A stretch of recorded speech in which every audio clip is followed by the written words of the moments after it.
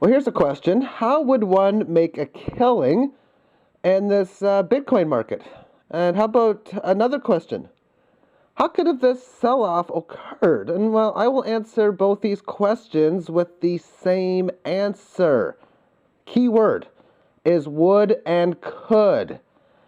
How would it work and how could this sell-off have occurred? So just because I say it could have sold off this way doesn't mean that it did. Now, the way it would work to make a killing, well, that would have worked. So let's get this started with step number 1.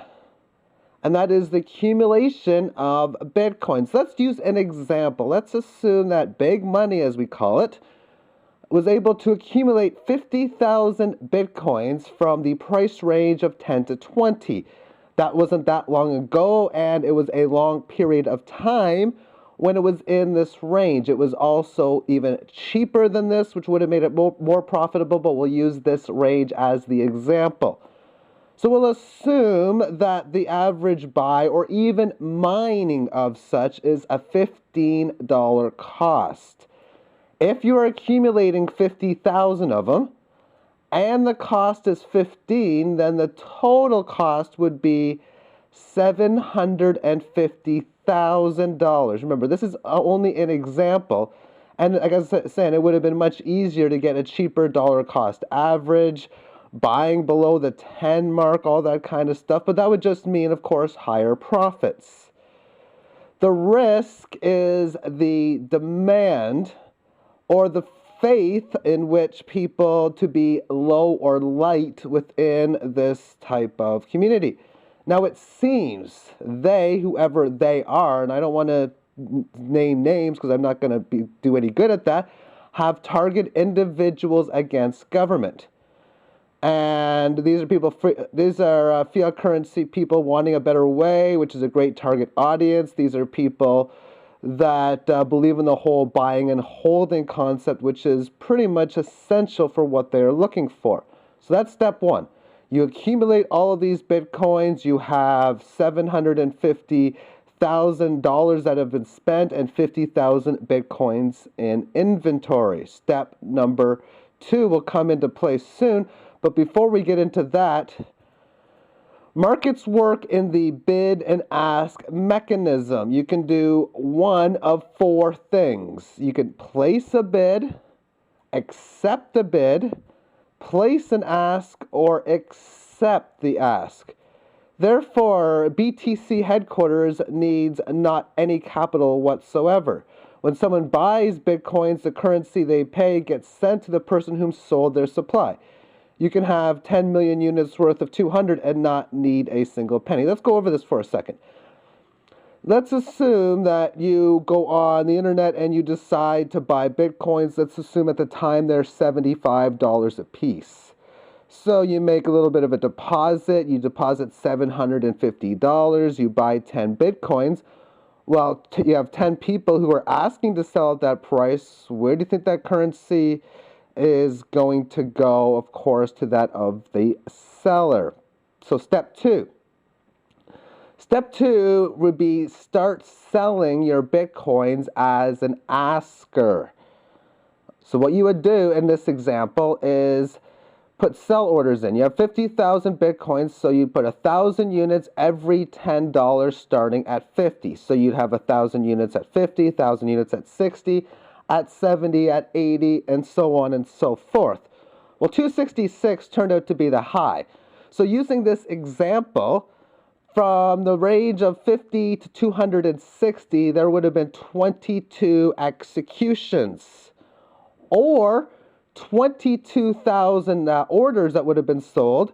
And if you did it by this level, you would have sold it for 3.4 million and selling for an average of $155 a Bitcoin. By using the ask function to sell prices, prices do not go lower. In fact, they go higher. Not as fast, however, if you are being idle. And the reason why that's the case is because you got people who are making the buys, and when buyers come into play, the prices go higher. But there has to always be a buyer and seller in every single transaction. Now, the reason why it wouldn't go up as fast is because if you had no orders in at, say, the 100 mark, and you have 1,000 orders at the 100 mark, well, it's going to take more time to get past 100 when there's 1,000 extra orders in for sale. So that's the reason why it would take longer. Now, the method of selling every dollar could be basic, but if I were to sell, say, 10 Bitcoins every dime, which is the exact same rate of per Bitcoin that way, it would all work out to be the same. Profits have been made. The cost was 0.75 million in this case, yet I've already made 3.4 million in sales. So I've already got a profit because 3.4 million divided by 750,000 ensures over 2.5 million profit as we stand. Now, I still have 28,000 of my original 50,000 Bitcoins left. Everything else at this stage would now be gravy, or a bet that cannot lose. The next else is greed and more greed, and well, some more greed, and more greed as we move into step 3. And that is sell to bidders or capitulation. I still have 28,000 orders left. So I'm going to sell to all the buy orders and crash this price down. So assume that the price falls to 100 from 260, which of course it did. And let's just assume that the people in charge of this had no idea the capitulation was ready to come into play. They wouldn't have realized it until, wait a second, okay, this thing is down to 210, 220. Maybe I should get in there and start selling. And if they were doing this in advance, well, they would have started selling it at the top or close to it. So we'll just say that as it was going down from 260 to 100, they sell everything. They sell to everyone who's got a bid order in, and 150 at an average price times 28,000 orders would be a profit or a gain sales of 4.2 million, which is even further income. Now, this is done by using other people's bids function. Prices get plummeted in high aggression. After large gains, some speculators will put ask offers in much lower to try to get discounts. Of course, these will be the people that they would sell to. These manipulators make sense to occur when there is an overload of ask offers. The plan is to sell to them all of it. And then if you still have supply left, you don't stop selling until you have nothing left. Step 4. Start step 1 over again. You have 7 million in profit, and if you lose here, so be it. Let's try to create another bull market. So to start this, let's place a lot of bid orders in. Keep going as low as you can, as you are currently in a capitulation market. You just sold to other bidders, lowering the market, and maybe other people will get scared and sell what they have. Who knows how low this will go, but by putting ask orders from your current level all the way down to $1 or even pennies, you will acquire inventory of Bitcoins, and then once again, place ask orders in increments like you did before.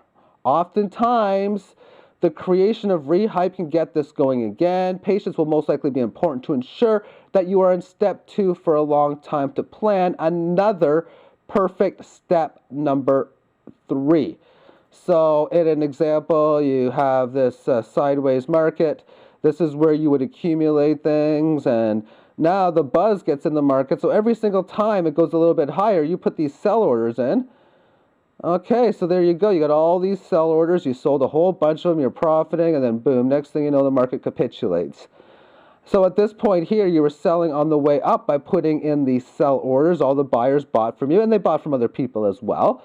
Then you capitulated the market down by taking other people's buy offers and just selling what you have out. So now you put in all these buy orders down here, and then people get scared, they panic, you get all this up again, and then next thing you know, it's going to go back up again, and you start putting the sale orders again. So that's a type of thing that can occur within what may be known as a pump and dump scheme. Again, I'm not saying this is what took place, but what could have took place. Obviously, if someone would have done that, if they would have been accumulating Bitcoins and used this example, well, it would have guaranteed profit, of course, had it been done. So I just want to go over this. Again, this is in my opinion, and it's really not an opinion, it's fact. a faith-based currency which has nothing tangible to back it up, but as long as there's enough or high enough faith, this thing will not die anytime soon. So thank you for tuning in and have yourself a great day. Bye-bye.